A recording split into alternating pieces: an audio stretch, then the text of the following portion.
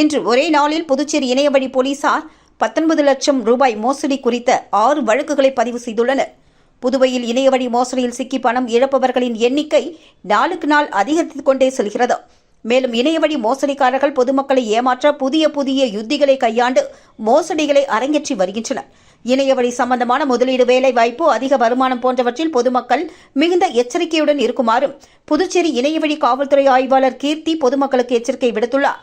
மேலும் இதுகுறித்து இணையவழி காவல் கண்காணிப்பாளர் பாஸ்கரன் கூறும்பொழுது, அதிக பணத்திற்கு ஆசைப்பட்டு இணைய வழியில் முகம் தெரியாத நபர்களிடம் லட்சக்கணக்கான பணத்தை மக்கள் இழப்பதாகவும், இணைய வழியில் வருகின்ற எந்த ஒரு முதலீட்டு வேலைவாய்ப்பு முதலீடு செய்யும் தொகைக்கு நாள் ஒன்றுக்கு 20% வருமானம் கொடுக்கிறோம், விலை அதிகமான பொருளை மிக குறைந்த விலையில் கொடுக்கிறோம், வங்கி மேலாளர் பேசுகிறேன், OTP சொல்லுங்கள், உங்களுடைய பான் கார்டு இன்றோடு முடிவடைகிறது, நாங்கள் அனுப்பும் லிங்கில் உங்களுடைய தகவல்களை நிரப்பவும், இதுபோன்ற நினைவு வருகின்ற எந்த தொடர்பையும் தொடர்பு கொண்டு பணத்தை செலுத்தி ஏமாற வேண்டாம் என்று தெரிவித்துள்ளார்.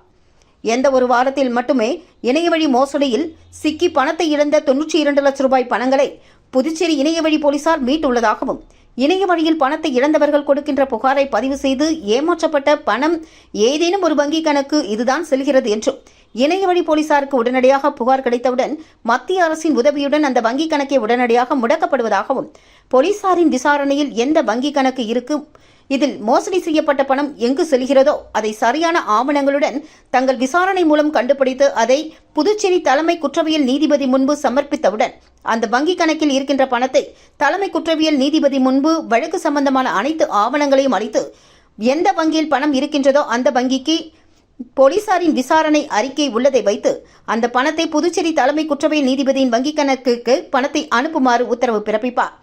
அந்த பணத்தை நீதிபதியின் வங்கி கணக்கிற்கு காசோலையாகவோ டிமாண்ட் டிராப்டாகவோ அனுப்பிவிடுவார்கள். இந்த பணத்தை தலைமை குற்றவியல் நீதிபதி மோகன் பாதிக்கப்பட்ட நபர்களுக்கு அவருடைய வங்கி கணக்கிற்கு செலுத்த உத்தரவிடுவார். இதுபோன்ற நடைமுறைகள் தான் இணையவழி மோசடியில் சிக்கி பணத்தை இழந்தவர்களுக்கு பணத்தை மீட்டு தருவதாகவும் அப்பொழுது அவர் தெரிவித்தார்.